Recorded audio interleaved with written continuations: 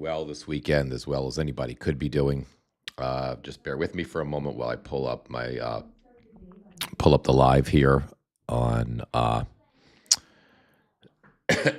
excuse me, pull up the live here on Substack. There we go. Okay. So it's a little bit of an early live. It's a Sunday morning live. I'm sorry that I wasn't available yesterday when all of the news was breaking. It was just a very, very, very long day, and I just wasn't home at all day, and I wasn't anywhere. Hey, Lacey, how are you? Jordan, Doug, how are you guys? I apologize for not going live yesterday. I just was never in a spot until around 10 o'clock last night where I could go live. We were just out and about in public doing things, and there was just never an appropriate moment yesterday. I tried to, break news with news outlets throughout the day on notes, but I just couldn't go live.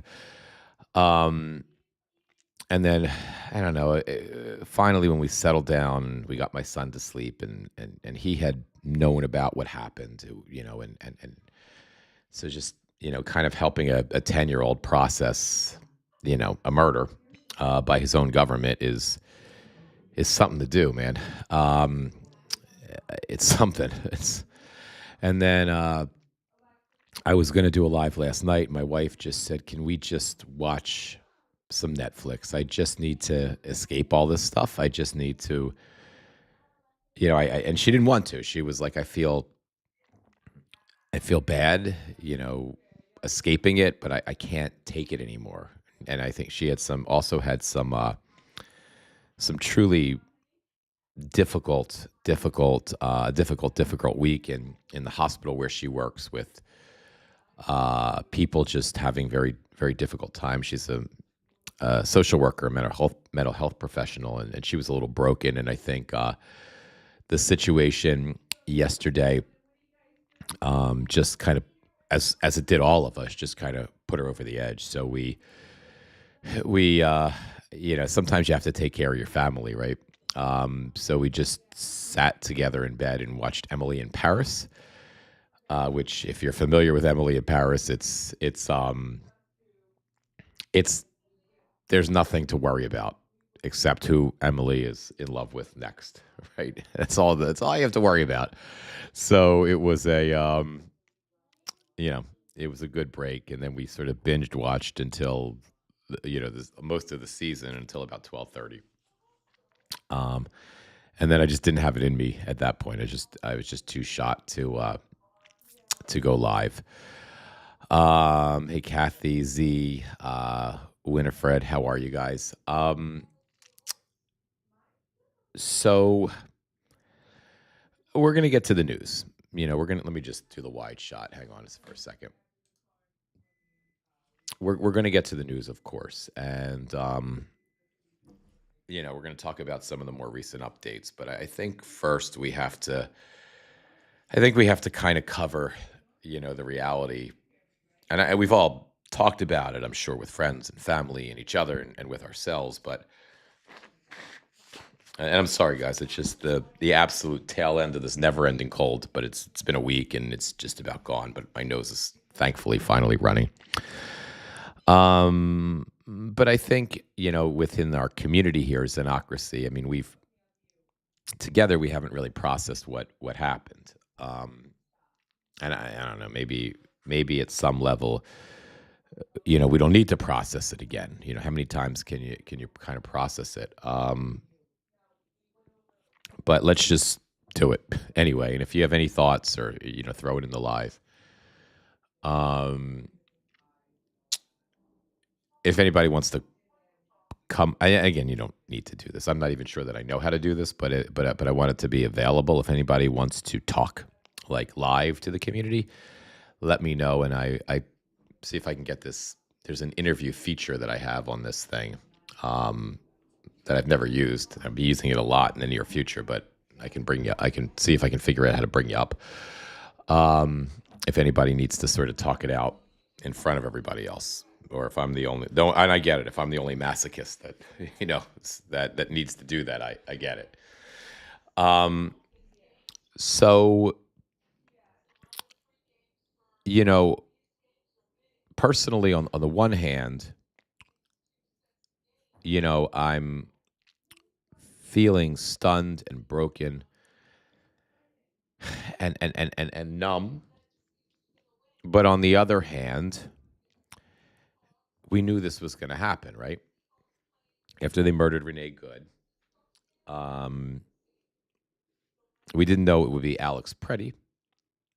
We didn't know it would be an ICU nurse at a VA. I mean, the universe does work in some strange and god awful ways sometimes, right? We didn't.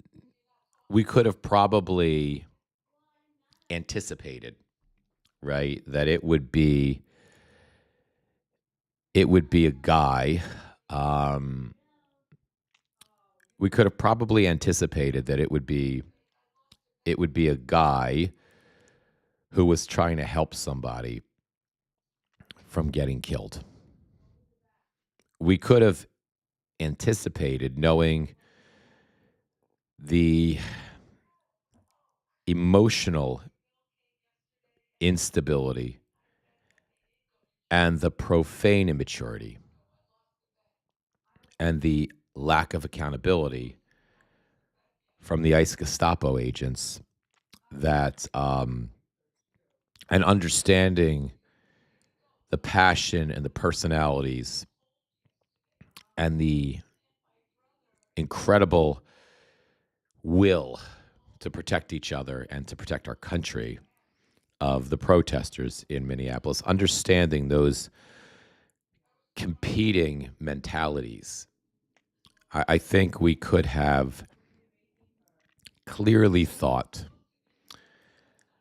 that this would have happened, could have happened from a guy trying to protect someone, But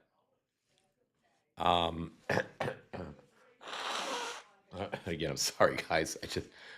My nose hasn't run for like a week. It's all been stuck in my head. So now that's finally coming out, I got to take advantage of it because I need to get this shit out completely. So Pandeli, I can't believe how people are underreacting to the situation. It's like I live in two different realities. Guys, Pandela, Jordan, can you extrapolate on that a little bit? Only because I'm not seeing that, but I'm living a bubble too. Everybody, and I live in New Jersey, and everyone I see who's heard about it, I know there are people that are totally checked out of the news because they don't want to see anything, but everyone that I see who knows about it is reacting. But again, I know that I live in a bubble. So if you could, if you're comfortable, if you could share a little bit about, with getting as specific or not specific about who and whatever that you'd like, I would love to hear it. Like, what are you seeing out there? What kind of under response are you seeing? I don't know how that people could be that way, think that way. But I guess it's. I mean, I did go onto before I came on here. I did go to look on different news outlets to see what they're reporting, and Politico has already moved on. So, there's that. Lacey, maximum respect to the people of Minneapolis, the best of America, including Alex. Amen. Winifred, I am sad, angry, afraid all at once, just trying to take deep breaths. Yeah, me too. Yeah, me too. I am afraid in moments. Um, I am angry and sad in in I'm angry and sorry guys, angry and sad all the time. Um, but I am my sadness, no, my fear is my fear is, and I'm not usually a person who's an advocate of anger, right? But my fear is suppressed by my anger. I'm so enraged at these motherfuckers. I'm talking a little bit quietly because my son's home. Um, I'm so angry. I'm so angry. Alex was alive 24 hours ago, right? The best of us. Well, I'm going to show you a video. I'm sure you guys have probably seen it, but the best of us, he was alive 24 hours ago, helping people everywhere. And we're not making this shit up. This isn't the fucking right-wing echo chamber, like making it up, right? Lionizing a criminal, right? Trying to change the narrative, right? We don't have to do that. This was an actual guy who his real exact life was an ICU nurse. His real exact life was, you're going to see this video of him honoring the, a military, a deceased military, former military member with his hospital staff, right? You're going to see that, after the person died, right? This is a guy who the video clearly shows was trying, while he himself was being pepper sprayed. He died trying to help someone, right? From in essence being killed. I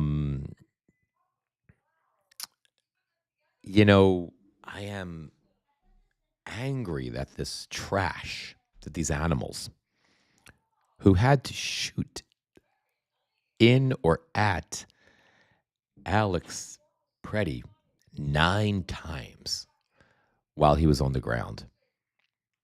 These outraged, self-victimized gang of cockroaches, because they don't go after anybody alone. It's when they're together in a gang, in a terrorist cell, right? That's when they go after someone. None of these cowards comes up at somebody by themselves. As a matter of fact, whenever they get caught, if you see on social media, whenever these cowards get caught alone, unmasked, whoever is taking the video, I imagine, whether it's a big person or a little person or a man or a woman, they cower. They're not so tough. But these feckless, pathetic cowards come together as a group of well-armed cockroaches with no sense of accountability, and they hate themselves so much. They hate themselves so much. They're such self-loathing, self-victimized, pathetic, weak, soulless cowards that they come together like a confederacy of cockroaches, and they just murder people. And they just think that they have a right to take our rights away. And I think my fear is peppered with just anger, and maybe when I stop being so angry, I will start to feel a little more fearful. So what do you guys have? And the trash animals, cockroaches, it's an administration, say he deserved it. Yeah, they are. It's the level of disingenuous, transparently obvious lying degenerates that they are. They're the worst. They're the worst type of criminal cowards you can possibly think of. And we all knew this. When the idiot was elected, and how America didn't see it, but when they reelected the idiot, the village idiot, Donald John James Jesus Christ Trump, right? And then that imbecile started anointing minions as his deputies, whether it was in the cabinet, whether, as cabinet members or whatever else. And he picked the most low caliber people that you could possibly, imagine, right? He chose, people of such low quality, right? We the thing was, as I try to imagine, what they would be capable and incapable of, I never could have in my, on my doomsday bingo card, I never could have imagined this, making up these stories, telling us what we see with our eyes is not what we saw, but we heard with our ears is not what we heard. But at the same time, although I wouldn't have imagined it, because a failure of imagination is often the thing that makes us vulnerable to trash like Trump. I'm not the least bit surprised by it. Hey, Irish Shaggy. Good morning. Good morning. It's good to see you. Jordan, I live in Alabama. My wife voted for him. We don't talk about any of this. I know her. She's kind and wonderful, and I guess she watches Fox with her mom. I don't know. You know what, Jordan? That's a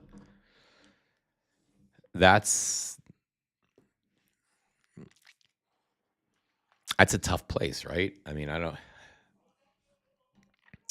That's a tough place to be in. I saw a report on, I don't remember what news outlet it was, and it was, I don't know, last year at some point, and it was a couple that lived in rural Pennsylvania, and it was they lived in a town that was completely a Trump town, and the husband did not. He was going to vote for Kamala. It was before the election. Now I remember. And so it must have been 2024. And the wife was going to vote for Trump.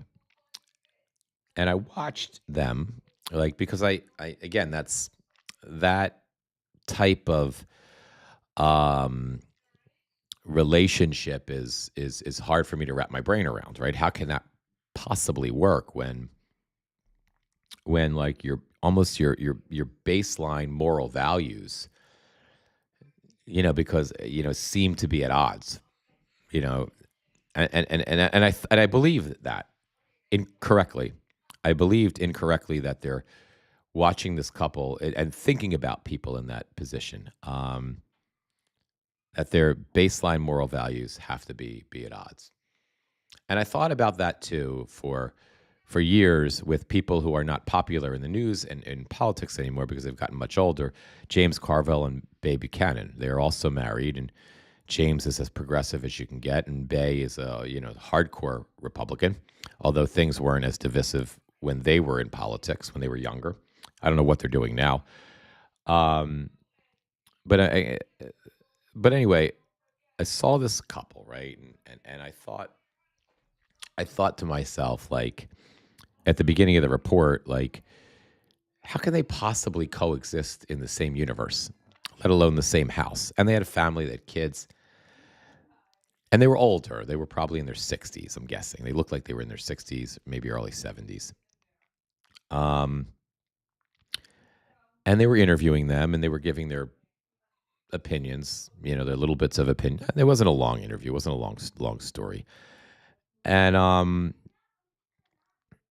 as I heard her talk about her position politically and what she likes about Trump, and him talk about his, then he said at one point, what you're saying here is that they don't talk about it.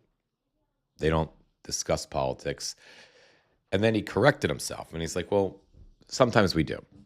Sometimes we argue and we debate, but we have a rule. We have a rule. And that rule is family first, right? He's like, and we live by that rule.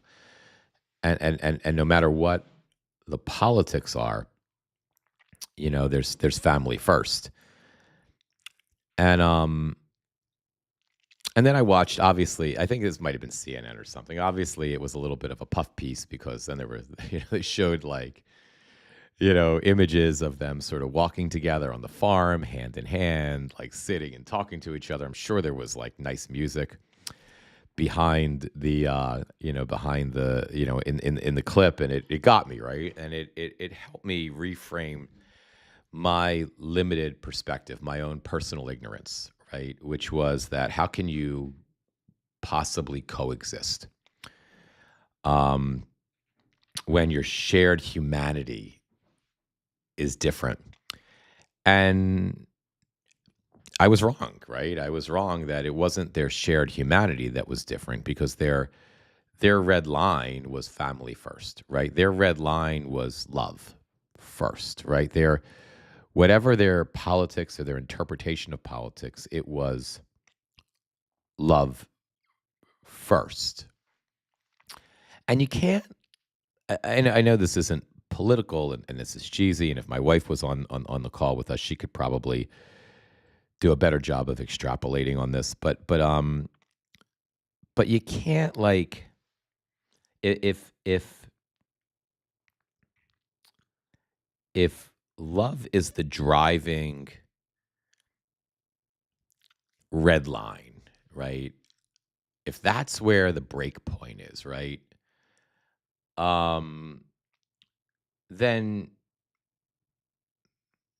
it can work. It can be okay. It can, and I think I'm trying to think of what I have I have words in my mind, but they're not making it over to my mouth. Right? That happens to me not infrequently, right? If that's the if that's the break point, then there's hope, right? Like, you were really, I guess the point that I'm making, Jordan, is that your relationship is inspiring to me at this moment, because like you said, your wife is kind and wonderful, and you don't talk about this stuff, but you, at some point, your shared values, your shared humanity works. Like, I can't imagine that your wife would celebrate, if you guys could have the conversation, this right situation. And I imagine she feels for the people who are shot, because you can't, I don't know how you guys could be together, because and again, I'm just spitballing here. I don't know if any of this is true. I mean, I just think it. But if love is the break point, and that's first before everything else, then, even though you can't have an honest conversation about what's going on, even in an intense moment like this, your guys are going to be okay, right? And if you guys are going to be okay, if you guys can survive this as a couple, and if you, being part of the pro-democracy community, being appalled by what you've seen, being broken by what you're seeing, if you can honestly accept your wife for everything that she is, and you can see the wonderful in her, then, you're an inspiration to me, because right now I don't know I don't know how we get out of this. I know about the politics. I get that point. And we're going to talk about that in a few minutes. I get the politics. I know the political way out of this, or at least I have an opinion about it, right? It's you know, my own narcissistic, I'm right sort of opinion kind of thinking, right? I get that. So I know that. I know there's a way out politically. I know that democracy can survive. I've even created my own pretend metrics, on what the survival percentage is. Right? It's the village idiot being at 20% across the board, with all major demographics, with the exception of the cult members. I think that's true, and I think I think we're just about there. But my bigger worry beyond this, and ironically, my brother-in-law were talking about some similar stuff yesterday when we was taken to the airport. We were taking him to the airport because he's going home to Chicago. But I don't know how we don't hate each other for years, right? I was having a conversation with my son about his friends at school. And most of them, he goes to a Montessori school in New Jersey, so it's a pretty fucking woke community, right? But there are some folks that are supporters of Trump, and there are some, and it comes out in the kids, right? The kids, when they argue, because they argue about politics all the time, these kids. And I think my son has a distinct advantage because he actually knows, he actually listening to me and having a dad who his career is politics. He doesn't just get the information. He sees the news reports. He pays attention to what, like most 10-year-olds, don't know all the stuff. They just hear what they say, what their parents say. But so he's got a distinct advantage when he fights with his friends about politics, but because he has facts, but not just hearsay, right, from his dad and his mom. But we know from the conversations, right, that the kids. I know there's some parents that are Trump supporters, and it's a small community, and one of them in particular I've sort of gotten to know, and it's one of the dads, and I like him. But he. I try to avoid getting into political, as has to do with what we're talking about here, about how you're an inspiration, Jordan, to me. And I'm giving you an example of my weakness, at a much less intimate level with just somebody I know, and how I'm hopeful and I'm going to try harder because of your example right now.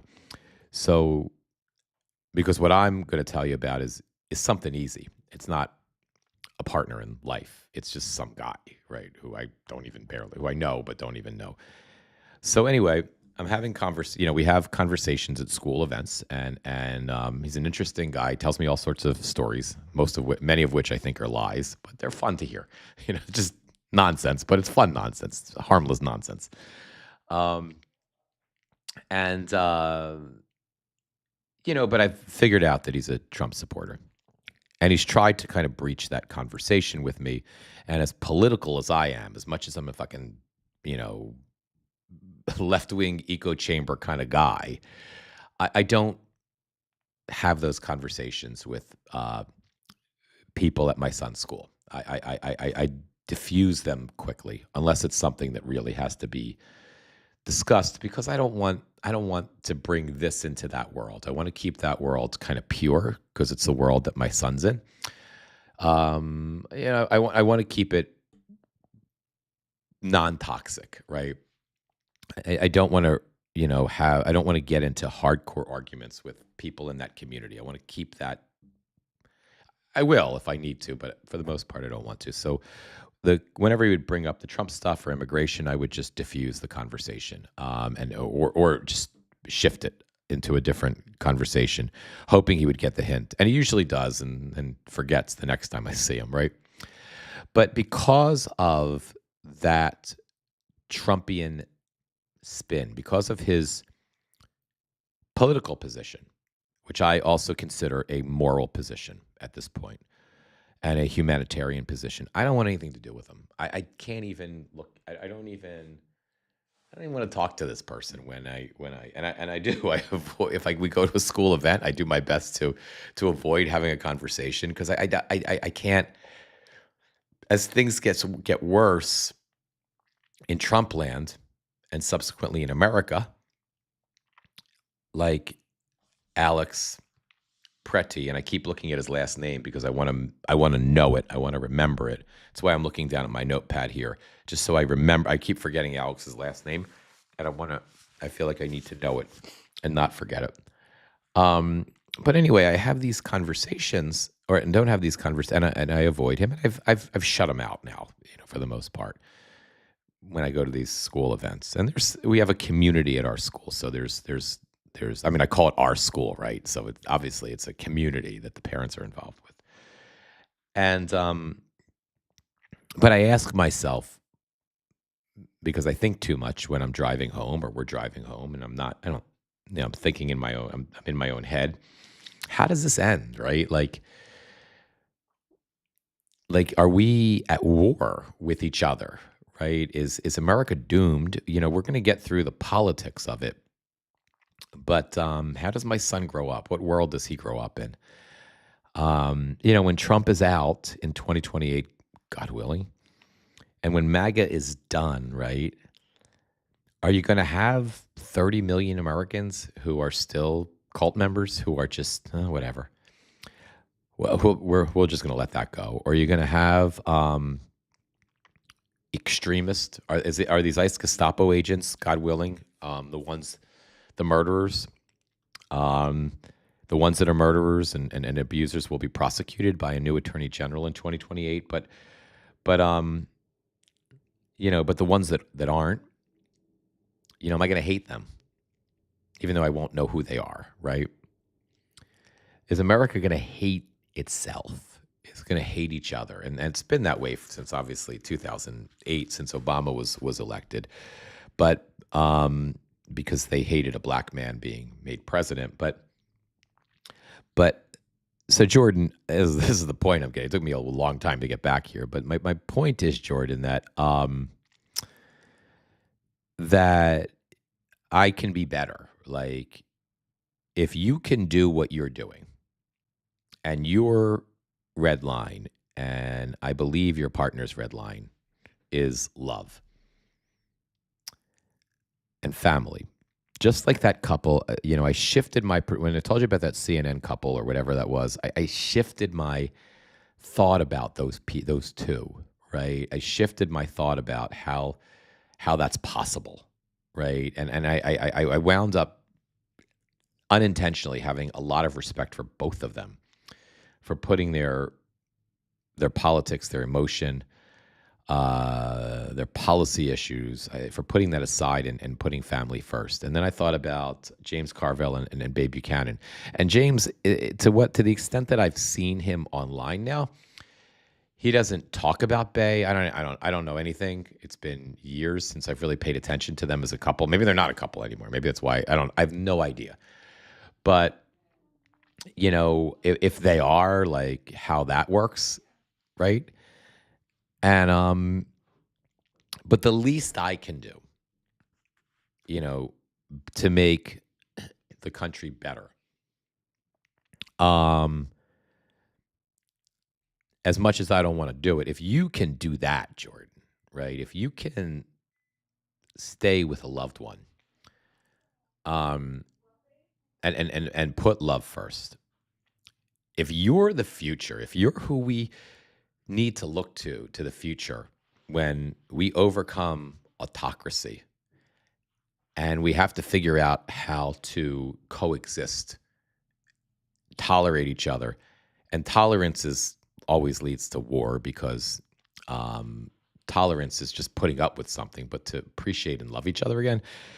So if you can do that now in this moment, then the least I can do, the least of the contributions I can make to a better world, to a bigger picture, to the macro of America, as opposed to the micro that I live in, the least I can do is have conversations is when this person comes up to me, and he will, guaranteed will, to tell me a bunch of stories that he makes up about how wonderful he is, and how all these adventures, he makes up adventures that he went on, right? Clearly, because I can tell he's making them up and improvising on the spot. That I can have a conversation once every 2 months. Like that's the least I can do. And I'm going to. So thank you for sharing I mean, it's a very vulnerable thing you shared with us at an incredibly tense, hot moment, Jordan. So I really have absolutely mad respect for you, and I for doing this. I really, appreciate you and honor you for putting that statement in the live. I don't know that if I were in your position, I'd have the courage to do that. So good for you for being a hero in this moment, and good for you for helping me to try to improve and be better. And I know that wasn't your intent, but thank you for that. So Danielle Carvel has a podcast. I love him. They are still together. So there you go, Danielle. Who would have guessed, Um, Lacey, Trump needs to be removed before 2028. I don't think we can survive it. It takes 23 to impeach him, I think. Gamer, how many senators to impeach and remove? 65, right, Gamer? 65, 2/3, I think, right? I think Gamer did the math before. I think he did for us, right? I think it was 60 for a veto-proof majority, 65 for removal. But keep me honest on this, Gamer, if that's correct or not. And guys, to that, one of the things that I want you to stay tuned for this. I know I make promises all the time on here in Sinocracy, and sometimes it takes me a long time to come through. And sometimes I forget about the promises that I make and I don't do them. But most of the time, even though it can take me a while to come through, I do. And one of the things that I want to do on here,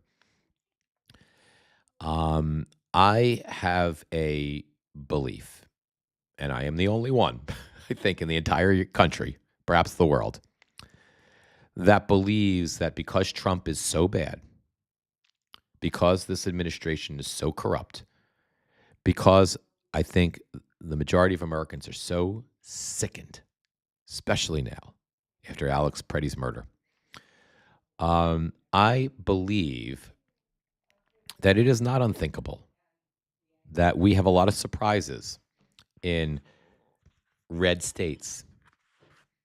And I believe it is not unthinkable that Democrats find their way to a filibuster-proof majority, and although improbable,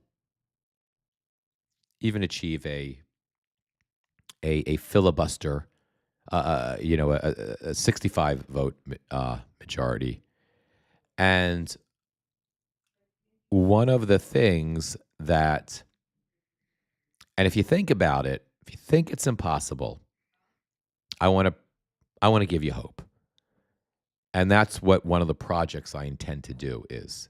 And now that, I'm going to tell you a little bit more about that now. But before I get into telling you why I have more resources now than I did, if you think it can happen, right? Look at James Tellerico in Texas, right? Although Texas is mildly purple, Ted Cruz beat Beto twice, right? But the first time it was pretty close. The second time it wasn't that close. But right now we have Ken Paxton and John Cornyn. Ken Paxton is a criminal. He's an alleged criminal, right? Should have gone on trial for fraud. He's the Attorney General of Texas. It got so bad with Paxton that supermajority, ultra right wing state legislature in Texas um, was going to impeach him for being a fucking criminal. And only he saved by one or two legislators, one or two extremist MAGA weirdos who chickened out, right? Probably under pressure from the Village Idiot, I would think, and Greg Abbott, right? Also, his wife divorced him, right? Because she said, she didn't say specifically, but it sounds like he probably cheated on her. So you got that scumbag going against John Cornyn, longtime conservative, but once normal conservative, now a pretend MAGA dick. He's a pretend MAGA douchebag now. He's a coward. He's trying to go full MAGA. He's just a fucking old angry man who, pathetic angry man who is not MAGA, but is trying to pretend to be, and he's not pulling the wool over anybody's eyes. And they're both competing for the seat, really, right? These two. And you have a good slate of primary candidates in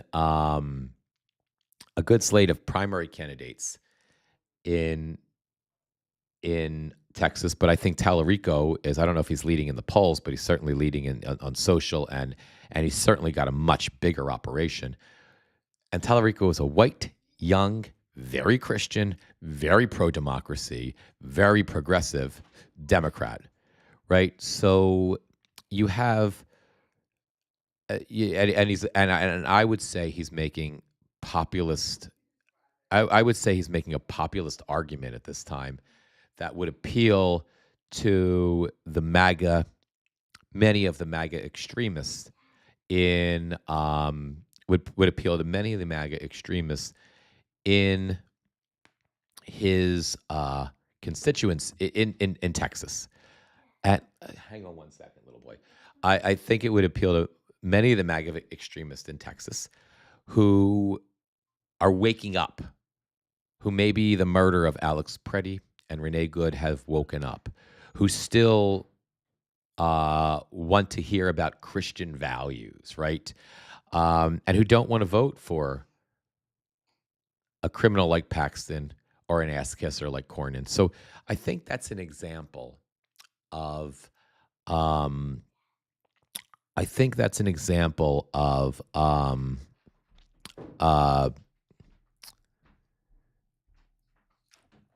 why, basically a purplish red state, though, that keeps going red, how that could shift. And then what I'm going to do is a series over the next several months.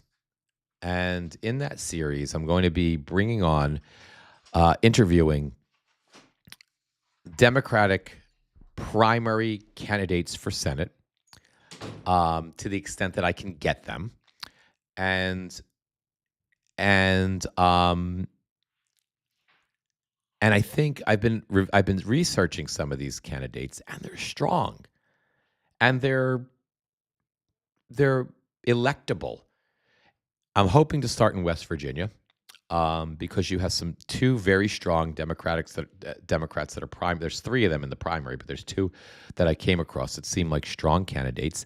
And if the DNC and the reason I think I might be able to get them now is through Chorus, through the introductory process and the networking. I've talked to our facilitator in Chorus, who's trying to, who's responsible to get us to network to these different politicians. And I'm hopeful that effort to highlight these people will be appealing to these candidates, because it'll at the same time, I'm hopeful it takes off and it helps grow the community at the same time. So, and I want to do that all throughout the summer, and introduce you to these people, because I think when you meet these people, I think that my hypothesis, naive as it may be, that a 60 vote majority is achievable, might not be so ridiculous. So I just wanted to kind of kind of keep you guys abreast of that. And that's it's going to happen, assuming that even though we're small but mighty here at Xenocracy, that I can at least get the ball rolling, and through chorus we can get at least a few of them to come on and to interview, and then I can also collaborate with. We have also chorus some people that are in the cohort with me from some of these states too, which might, if we collaborate together, that might make it a little bit more accessible, though we don't have anybody from West Virginia. So I'm going to keep you guys abreast of that. You may not hear much about it over the next week or 2 weeks or whatever, but it's something that I'm working on.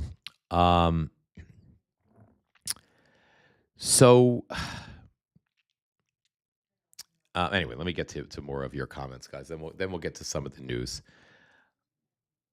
Gamer Vet Dad, it's on the Xenocracy main page. Take a look at it. It's a bit of a read. I think you guys are probably talking about Gamer Vet Dad. Is it your last piece? It's and again, I didn't see. I wasn't watching the earlier part of the chat because I was listening to myself talk. I was babbling incessantly, but I do want to always plug this because it's so good. Gamer Vet Dad's analysis, like. Another reason to be hopeful right now is in that piece that Gamer Vet Dad put together, this analysis of these trigger points between the Nixon downfall and the Trump downfall, and things just moving at hyperspeed. They're staggering. Gamer Vet Dad, I don't know if you'd be open to it. I'm not putting you on the spot here. Okay, you don't have to answer me here. We'll talk about it offline. But I don't want to forget about it. If you're open to doing a live where you come on live, and again, if you're not feeling it, don't worry about it. But it might be a fun live to do that. That's what I'm. Lacey, you're reading my mind in real time.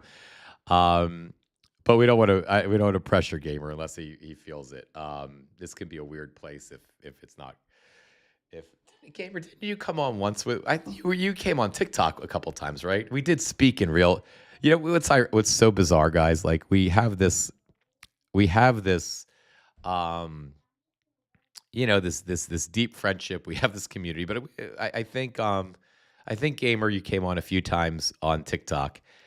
Miss Patty Ann, I don't know if she's here. She came on. She came on once by accident, right on TikTok. But Patty Ann is gonna. She and I, we haven't forgotten about it. We haven't been able to. She's been on top of it. I haven't to set up our live together. But we're gonna do a wellness live soon. I'm hoping to bring my wife in on that one as well. But yeah, Gamer, if you're up for it, yeah, let's do it. And you will see, collaborations between myself and the folks in the chorus cohort. Some of them you'll probably know. There's a lot of folks that are just starting out, that are up and coming, who you're going to get to know. Unfortunately, and I'll be on with other. We some of our group had a very nice collab yesterday on Instagram that I really wanted to join, but I just couldn't because I wasn't anywhere to do it. So there's going to be. I expect we'll see a lot more collaboration, and there's just some freaking. I'm in awe of this group and again, I want to thank you guys because it's thanks to your being here and your work with me in this space that I got in, and there are people there are stars, and there are people that are going to be fucking incredible stars. Like there are some really remarkable folks that I am getting to know that are just going to be powerhouses in the online space, they're so good in the political space, and I'm really happy that I know some of them when they're just small because I want to get like I want to start collaborating with them and get to them while they're accessible so that when they're much larger, they'll still be accessible because there's some really, really, really, really um, um, just good folks there. And it's not just political influencers, there's cultural influencers that infuse politics into their work. And some of them I hope to collaborate too. Um, Anyway, let me read a few more of your comments and blow my nose twice and then get to the news. Um, so, Gamer Vet Dad, one of the triggers I have highlighted is actually happening. My schedule's a little odd. It would be nice. Let's do it, Gamer Vet Dad. Um, and I also, like I said, I've never used my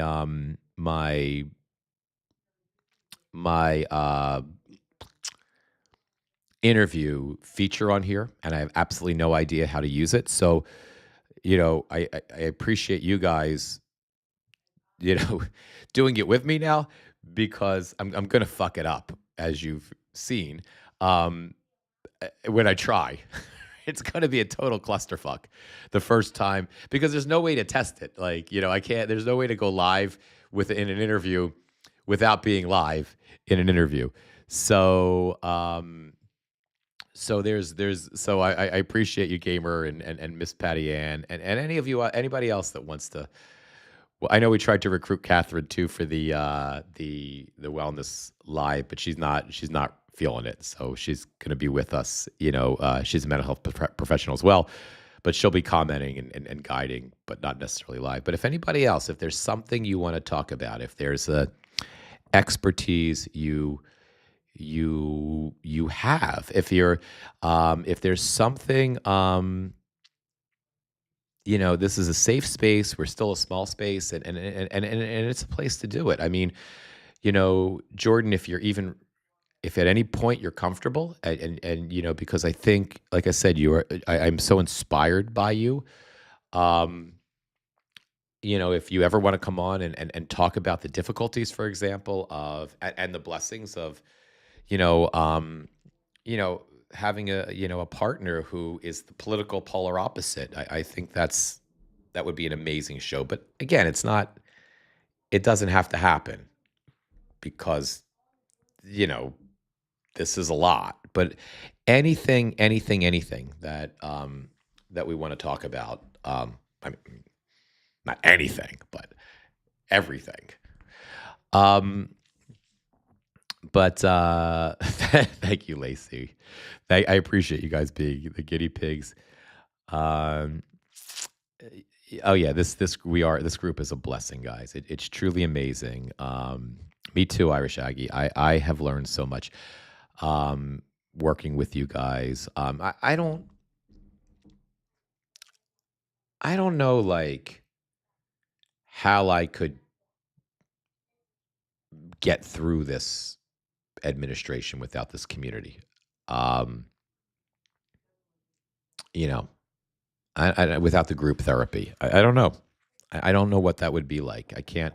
It's kind of like when my son was born. You have a kid. Like those of you that have kids, right? You'll get this, right? Like when you don't have a kid, you like don't have a kid, right? And you go through your life, and it's something amazing, and it just is good and great. But if you're honored and privileged and fortunate to have a child, you don't know how you didn't. Like you don't know how you could. You don't know how to go through life without that kid, right? You don't know how you couldn't. Um, even one of the things this is sort of unreal. I promise we're gonna get to the news in a minute. Sort of one of the things that's kind of unrelated. Um, is within 3 hours with the chorus group. One of the ways we communicate is through a Slack chat instead of email. If you're familiar, Slack is just an online messaging platform. and it took about a week for them to give us access to the Slack. But within 5 hours of the Slack, there was a huge thread of everybody and their dogs. It took maybe even 2 hours. It took 2 hours before the dogs, the dog Slack happened. Everybody's showing and thank God Pixie was here at the time, so I didn't feel left out. But again, it's like a dog, right? A pet. Like when you don't have one, right? Um, you know, you don't then you get it and you don't know how you lived without it. And that's what this community is. That's what Sinocracy is for me. I don't know what I would do without it. And um, you know, so thank you guys. Thank you, thank you, thank you. I appreciate you guys. All right. Anyway, let's get to the news, guys. So Katie Fang, my favorite legal analyst. It's weird. Katie is my favorite legal analyst. She's a refugee from MSNBC. Remember, she had her MSNBC weekend show. She was a contributor to MSNBC forever. Her and Waj Ali were contributors for years. They never got paid when they were contributors. Katie finally got a contract for a few years. Had a weekend show on MSNBC. When there was that massive purge, MS Now, I should say, when there was that massive purge over the summer, when they just laid off a bunch of people, all of whom were people of color. Katie, she wasn't fired.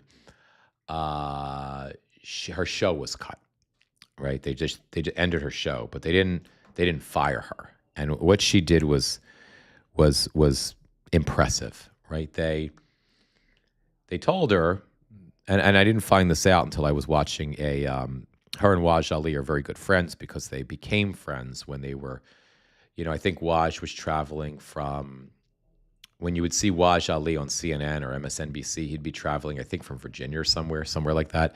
When you would see Katie all the time, she'd be traveling from, I think, Miami or Florida, I think.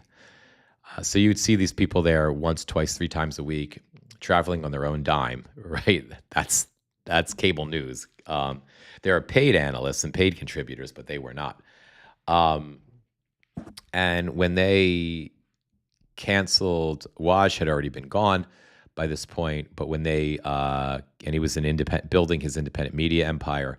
But when they canceled Katie, they offered her a contract to do nothing. And she was, as Waj basically said when he was with her, when he was in that live with her, he said that she could have basically sat around and after Trump was president a second time, and she could have basically sat around and collected a big paycheck and done nothing. Like she was given a good deal. But her integrity as a lawyer, as a journalist, as a person, was unacceptable to her. And she told them to go fuck themselves. And she quit, and she got out, walked away from the contract. She started her Substack, started her YouTube. Right now, I think she's just celebrated 100,000 YouTube followers, subscribers. I don't know how she's doing on Substack. So I really respect that. And I always appreciated Katie's legal analysis. When she was on MSNBC, she couldn't say the F word. She says it a lot now, and it, in line with my 10-year-old, because I'm still 10. I love that. I like when people say fuck. It's funny to me when it's funny, and then it's serious to me when it's serious. But I find it entertaining because I'm 12, and so Katie uses that word when she's mad, and she's mad a lot, and she is both operating professionally as a trial lawyer, trying to defend democracy from the village idiot Donald Trump, and as a legal analyst and an online journalist. And she's building her own empire, and I applaud her for it. And she's one of my favorite legal analysts. That was my plug for Katie Fang. If you don't follow her. You're going to get some stellar legal analysis. So blow my nose, guys. Again, I feel like by next week, it's been a week that you've had to deal with my raspy, non-functional, semi-functional voice, right? And now you got to freaking deal with the voice is closer to being back. It's not as obnoxious, but now you got to deal with me blowing my nose in the microphone, which is better than Friday, where my nose was actually running, and you had to see that. So it's improvement. Hopefully by Wednesday, it'll be gone completely. Okay. And it's disgusting to blow your nose on camera. See, thank God I never, one of my dreams when I was, we're going to get to the news, I promise. But we have to lighten the moment. One of my dreams when I was a journalist, when I wrote for HuffPost, and I really only wrote for, I kind of bullshit everybody about this. I really only wrote for HuffPost once. I'm like, I was a HuffPost writer. But I'm actually, just trying to make myself feel better. I only got one published piece with HuffPost, but I did pitch probably a dozen or 3 dozen stories to my editor from HuffPost, who became my mentor. And he became a mentor to me. He gave me one-on-one mentoring sessions in journalism. He talked me out of going deeper into student loan debt to get a journalism master's degree. He later went on to be the senior editor at The Atlantic. Never took any of my freaking pitches, though, at The Atlantic. Dan. But went on to move from The Atlantic to LA Times. He's with the Washington Post now. Never took any of my pitches. Hopefully when I become famous, when I grow up, right? I become a famous influencer, Dan, maybe you'll finally publish another story. No, but I appreciate him deeply, deeply, deeply. He taught me how to write, and he saved me hundreds of thousands, at least $100,000 for wasting my time in journalism school. But anyway, when I was back there, and I was writing actively for Rant Media in DC. If Rant Media, if you're familiar with Ahmed Baba at all, he's a great guy. He's always, you see him on CNN, less so, but you used to see him on CNN a lot. Don Lemon interviews him all the time. I think they're live together as like two brothers talking politics or something. Ahmed was my editor. He had started as a young man. He's a remarkable entrepreneur. He started a publication from nothing called Rant Media, and I used to write op-eds for him all the time. And I did, for Rant, I did political explainer pieces for him leading up to the 2016 election. I wrote for a Nigerian American outlet called Caracal Reports. But my point is, when I was doing that stuff, even when I was writing for Cointelegraph, when I was covering crypto, my dream would have been to do what Katie Fang and Waj Ali were doing, to get on MSNBC and be a contributor, right? And get interviewed and go into the city and go to Rockefeller Center, and be in there, right? That would have been like a dream opportunity for me. And sometimes I tell you guys, it takes a long-winded story. I tell you this long-winded story just to highlight one ridiculous point, because they're ridiculous. But I wouldn't have liked it that much because I couldn't have said fuck. And here I can.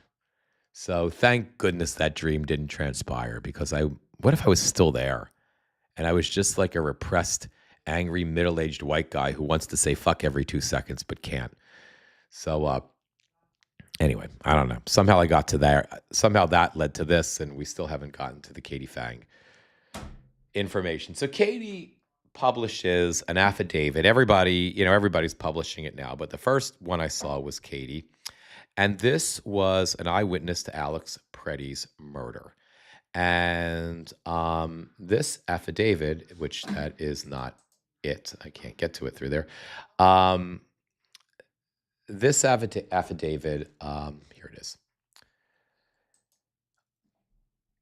There was something weird that happened that I still haven't seen reporting on. Um, within moments after the shooting, there were two very disturbing things beside the shooting that happened.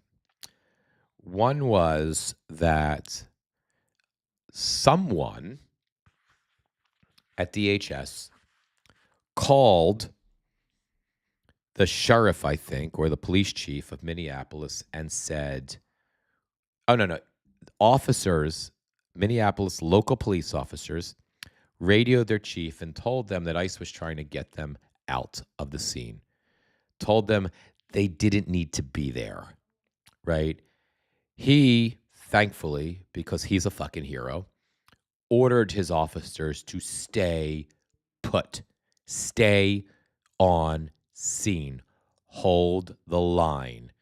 And I think the unsaid message that he gave to his officers is, we are not going to allow them to bastardize this crime scene.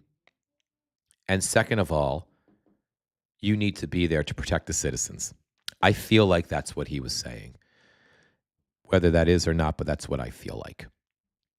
Okay. So that's that.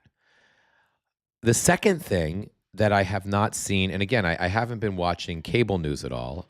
I've just been, watching social media and the internet, social media and internet-based news. Was shortly after the murder, witnesses were taken to the Whipple building. The Whipple building is the ICE detention center. It's a federal building, and it's the local ICE temporary detention center. So local law enforcement is, I don't know if it's inaccessible to them, but it's not their building, right? And my first thought was, when I read about the Whipple building, have they been taken to detention? Has ICE detained them? The witnesses. Has ICE taken the witnesses? Are those witnesses going to disappear? Are those witnesses going to be threatened? Are they going to be coerced into giving fake statements? Are there going to be threatening ICE agents there, and Pam Bondi's bullshit sociopathic DOJ prosecutors there waiting for them, who are going to say, if you don't want to face legal charges for obstructing our ICE enforcement, then you need to make sure you make sure you give a statement that exonerates these ICE officers. Obviously, they would say it in a way that's more subtle than that, but I couldn't help but think that that's exactly what was going on. I have yet to see any subsequent reporting, and maybe I've just missed it, but I have yet to see any subsequent reporting from anywhere about the fate of those witnesses, about what happened to those witnesses, about who those witnesses are, about where those witnesses are. Are there any of those witnesses behind bars right now in the Whipple building? Have all those witnesses been sent home? Were those witnesses threatened? Who were they? I haven't heard politicians talking about it either, and granted, I haven't listened to the mayor of Minneapolis, St. Paul, so maybe he's mentioned it. I haven't heard Governor Walz in several hours, so maybe he's mentioned it. So maybe there is reporting about it, and I've just missed it, but I don't know, and I want to know, and I'm going to keep looking and scouring and digging. I've brought it up to we have one of the things that we have through Chorus now is the team. It's a small team that supports us, but they're not just there to run the program and to train us. They're there as a resource for us to get on this, to find shit out. And I've reached out to them for them to reach out to their sources in Minneapolis and see if they can get some, some information about this. So I haven't heard back yet, and I'm going to follow up with that, and I'll keep you guys posted. But irrespective, this affidavit, this witness statement, came out of the Department of Justice. The witness, according to Katie and other reporters who are now publishing this, the witness who said this is afraid to go back to his or her house because the person believes that ICE is looking for them. And the person believes that they're out, ICE is going to try to get her or him. And so this witness is, for all intent and purposes, is in hiding. And why is that? Well, let's read this affidavit. And let's just keep an idea. Let's just look at these. I don't know how to read affidavits. I should have listened to Katie's reporting. But let's just see if we could teach ourselves a little bit about what we're looking at here. So Susan Tincher, John Bestman, Janet Lee, Lucia Webb, Akbadar Noor, and Alan Crenshaw, on behalf of themselves and other similarly situated individuals. I don't know if those are the names of the witnesses. I don't know if those are attorneys for the witnesses. I don't know if those are U.S. attorneys. I don't know what that means. Then it goes in, or I don't know what that means. Plaintiffs: Christy Nome, Todd Lyons, Marcos Charles, David Easterwood, all these different ICE Gestapo members. I declare as follows. Number one, I am a resident of the Whitmer neighborhood of Minneapolis, Minnesota. I am over 18 years of age. I am a children's entertainer who specializes in face painting. On Saturday, January 24th, 2026, about 8:50 a.m., I was getting ready to go to work when I heard whistles outside. I knew the whistles meant that ICE agents were in the area, so I decided to check it out on my way to work. I've been involved in observing in my community because it is so important to document what ICE is doing to my neighbors. Connecting to your local community and knowing who your neighbors are is something I profoundly value. I drove to Nicollet Avenue, number 3. I drove to Nicollet Avenue, 26th, where I could hear the whistles coming from. I turned south onto Nicollet. There were already several ICE agents there, and they'd set up a sort of vehicle convoy on Nicollet and 28th. There were also about 15 observers there recording and observing ICE. I saw agents surrounding cars and punching car windows. I also saw them stopping vehicles further down Nicollet, so I backed up because I didn't feel safe continuing on. I noticed a man sort of acting to help traffic move more smoothly. He helped me find a place to park. I got out with my whistle and my camera. I went over at him and said something like, "I'm going to film and use my whistle." It seemed like most ICE activity was happening a little farther down the street from us, near 27th. Someone was being thrown to the ground. Number 7, I started recording. There was an agent by a car across the street. 2 observers were a few feet away from the agent, blowing their whistles. One was wearing a backpack. 8, I and the man who was observing and helping direct traffic were standing in the street. There was a phone in the man's hand recording a video. An agent approached and asked us to back up, so I moved slowly back onto the sidewalk. The man stayed in the street, filming as the observers and I mentioned earlier were being forced backward by another ICE agent, threatening them with pepper spray. The man went closer to support them as they got threatened, just with his camera out. I didn't see him reach for or hold a gun. 11. Then the ICE agent shoved one of the observers to the ground. Then he started pepper spraying all 3 of them directly in the face and all over. The man with the phone put his hands above his head, and the agent sprayed him again and pushed him. Number 12. The man tried to help the woman the ICE agent had shoved to the ground. The ICE agents just kept spraying More agents came over and grabbed the man, who was still trying to help the woman get up. All three of the observers looked to have been badly affected by the pepper spray. I could feel the pepper spray in my eyes. The agents pulled the man to the ground on the ground. I didn't see him touch any of them. He wasn't even turned toward them. It didn't look like he was trying to resist, just trying to help the woman up. I didn't see him with a gun. They threw him to the ground. 4 or 5 agents had him on the ground, and they just started shooting him.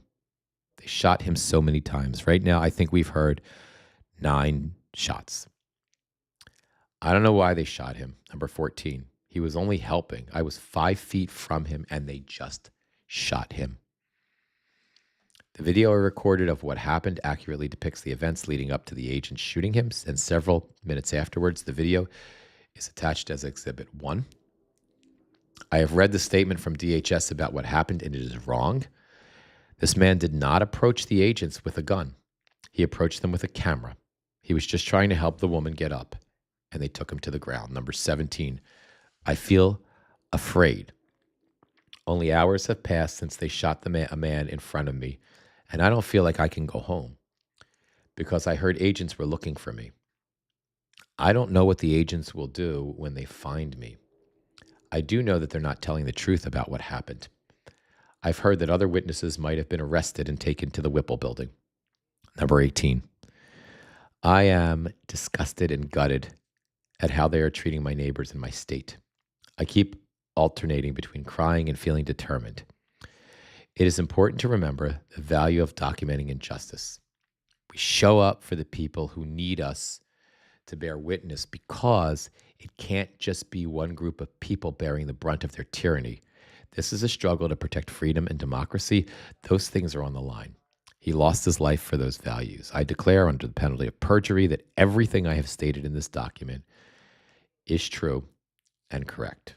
Date signed on January 24th, 2026 in Hennepin County, state of Minnesota. And then obviously her name is redacted, or his name is redacted. You know, so let me just show you this. Here's the guy they murdered. Here's Alex Pretti.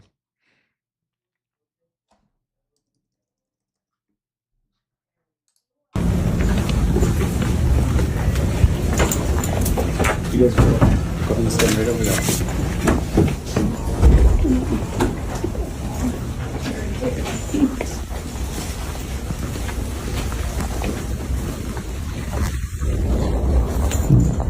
Terrence Lee Randolph, March 30th, 1947, December 10th, 2024. Today we remember that freedom is not free. We have to work at it, nurture it, protect it, and even sacrifice for it. May we never forget and always remember our brothers and sisters who have served so that we may enjoy the gift of freedom. So in this moment, we remember and give thanks for their dedication and selfless service to our nation in the cause of our freedom. In this solemn hour, we render them our honor and our gratitude.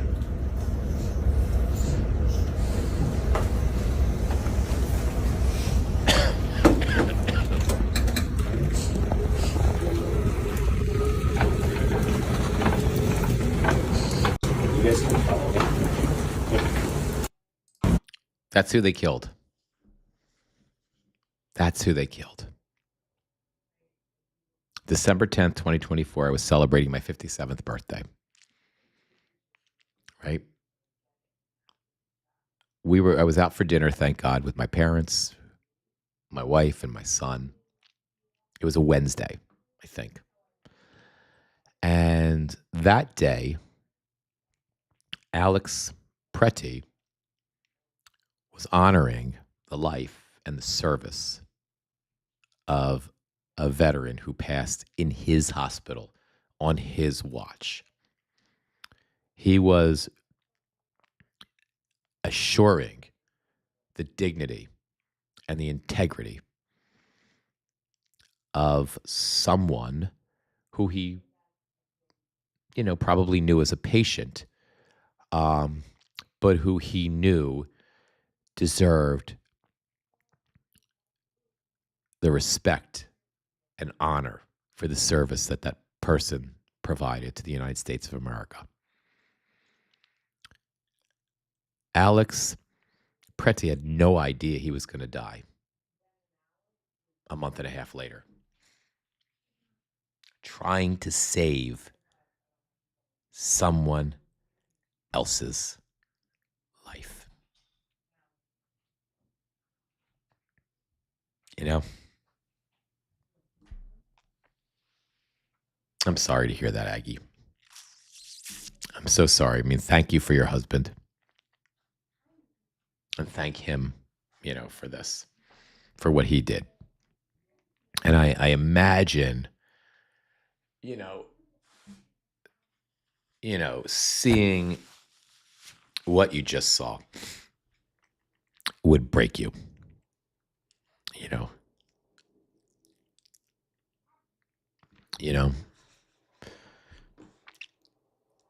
Yeah. I think there's just moments when I talk a lot. You guys know that. Yeah, I talk a lot. But there are just these moments when, what do you say? You know what I mean? Where there's just nothing left. There's these moments where there's just nothing left. I don't know, Lacey. Chrissy Nome is a special kind of sick fuck. We all knew it when she bragged in her book about shooting a fucking puppy. But she's a special kind of demented. Aside from the cruelty, she's just really mentally ill. And I think,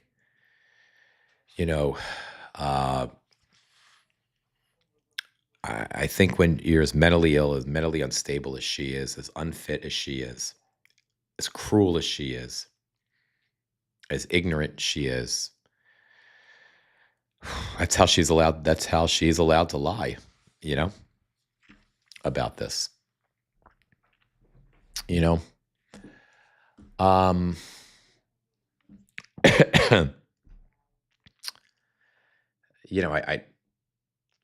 Yeah, you're right, Aggie. There, for all of them,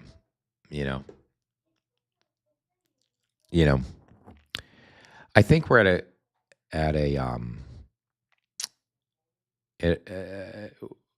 we were there a couple days ago. I said this a couple days ago, guys, and now it's sadly a murder, of a hero had to happen to get to this point, even more so. But I said a couple days ago we were at an inflection point politically. That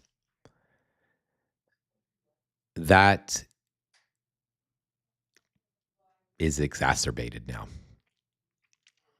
Gamer Vet Dad, he's a data guy, right? He's a facts guy. And if you read that piece about, and we'll come on together and talk about it one day. Let's see if we can do it this week at some point. But if you read his, you can see the facts. You can see the data lining up for the end. I don't know what it means. It's not the end of this administration, but as Gamer Vet talks about Trump being an isolated president, in other words, the ultimate lame duck. I'm a politics guy, right? So this is, one of the things that I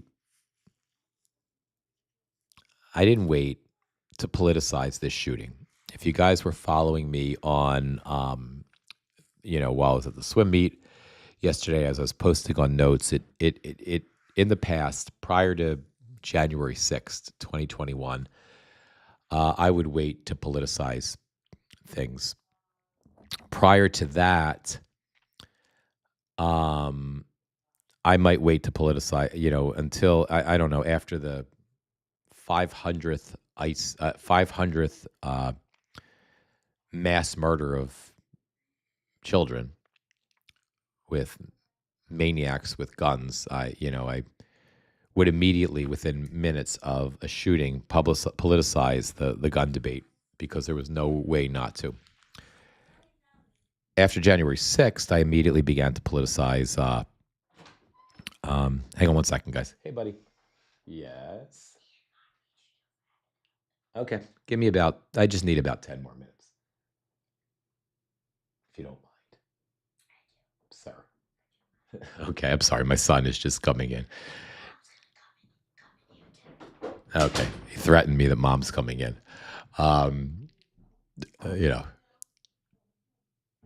So I don't see any reason. Hang on one second, guys. I'm sorry. Yes. It's 10 o'clock. I know.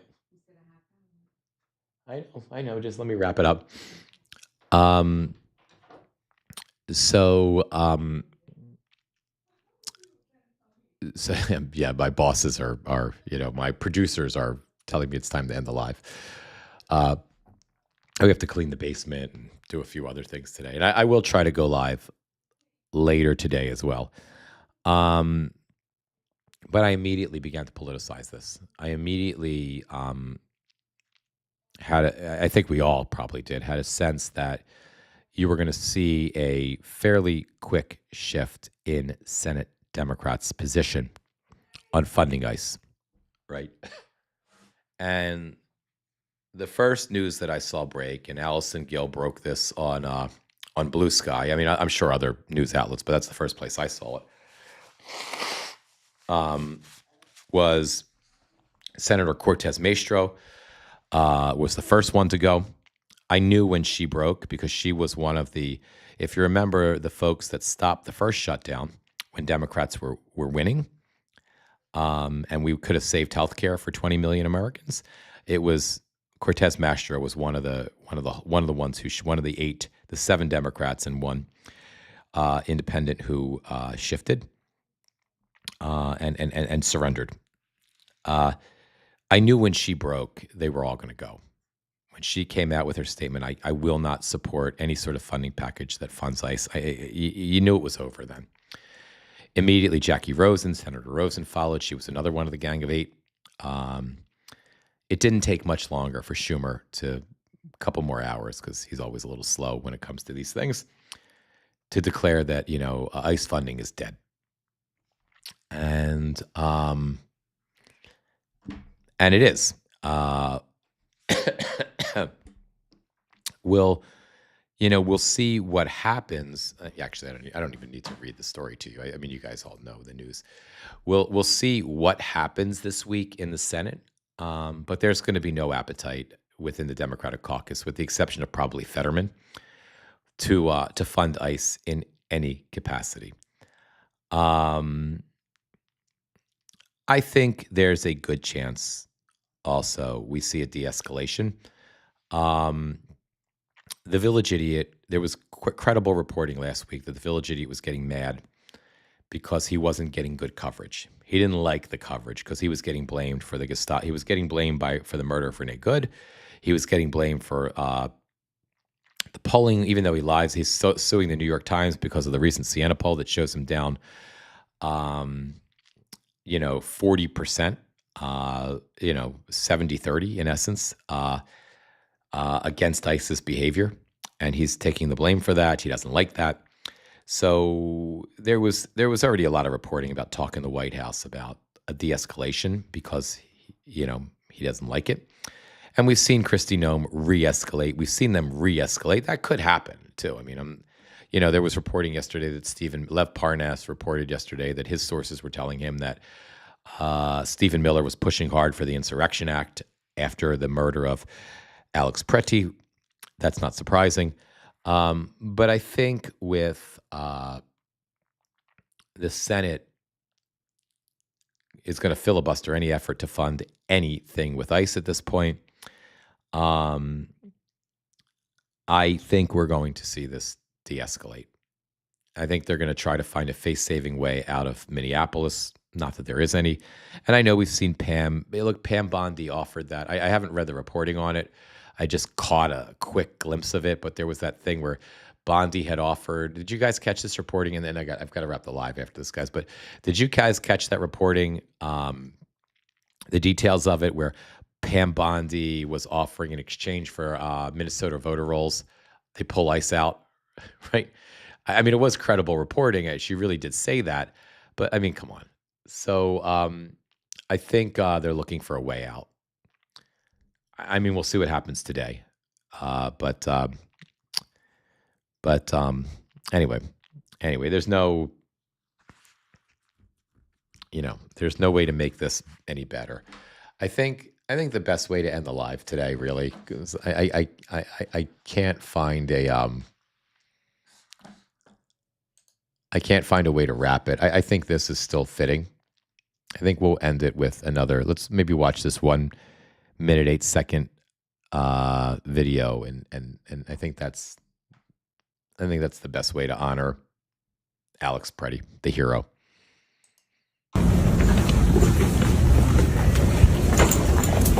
You guys go ahead and stand right over there.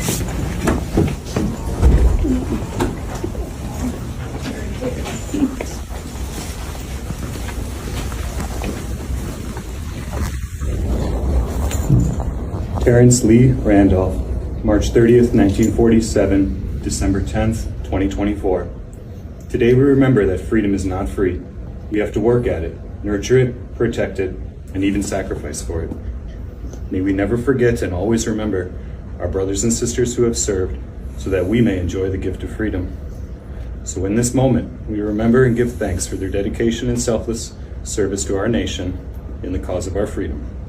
In this solemn hour, we render our honor and our gratitude.